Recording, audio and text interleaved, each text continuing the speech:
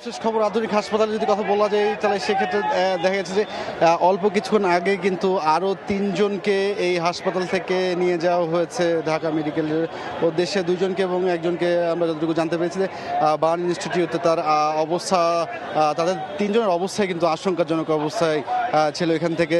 তবে এই হাসপাতালটিতে যতটুকু সেবা কার্যক্রম দিয়ে যাচ্ছে তারা আসলে সেবা দিয়ে এখান থেকে আসলে মূলত এই যে বার্ন ইনস্টিটিউটটি রয়েছে সেখানে তাদেরকে রেফার করা হচ্ছে। বেশিরভাগই কিন্তু শরীরের অংশ পুড়ে গিয়েছে আমরা যতটুকু জানতে পেরেছি। এবং অল্প কিছুক্ষণ আগে এখানে যারা আহত আছেন তাদেরকে দেখতে এখানে বিএনপির যেজন নেতারা রয়েছেন যেমন রুহুল কবির রিজভী এবং অ্যানি সহ এনারা কিন্তু আসলে আহতদের দেখতে এই হাসপাতাল পরিদর্শন করে এখন তারা মাত্র বের হলেন।